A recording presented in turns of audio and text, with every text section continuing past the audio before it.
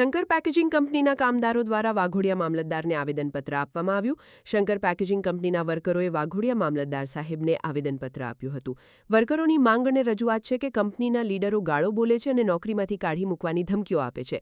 કંપનીના સાહેબો પણ જેમ ફાવે એમ વર્તન કરે છે. મેનેજર રાકેશ સાહેબ અને શત્રુઘ્ન સાહેબ પણ જેમ ફાવે એમ વર્તન કરે છે અને ત્યાંના લીડરો વર્કરોનું કશું સાંભળતા નથી. તેઓ ચાલુ નોકરી ઉપર નશાનું સેવન કરી કંપનીમાં આવી જેમ ફાવે એમ વર્તન કરે છે અને આ લોકો સાથે કંપનીના મેનેજરો પણ મળેવા છે. 29 તારીખે અમે શંકર પેકેજિંગ કંપનીના વર્કરો સૌ સાથે મળી અને મામલતદાર સાહેબશ્રીની કચેરીમાં આવેદનપત્ર આપવા આવ્યા છે. આવેદનપત્ર એ છે કે આ જે શંકર પેકેજિંગ કંપનીની અંદર છે એ કામદારોનું શોષણ બહુ વધી ગયું છે.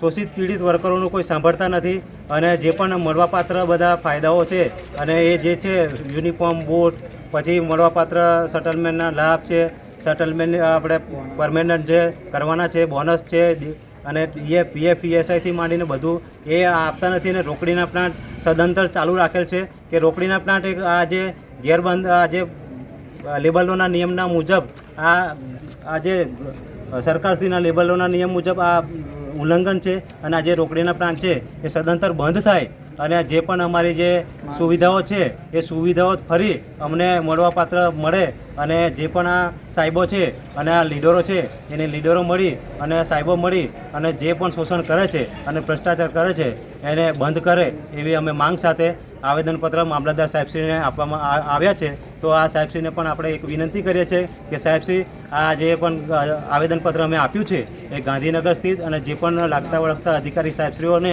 પહોંચાડે અને અમારી આ જે અરજીઓ છે અને આવેદનપત્ર છે એને સૂચના મુજબ અમલ કરાવે.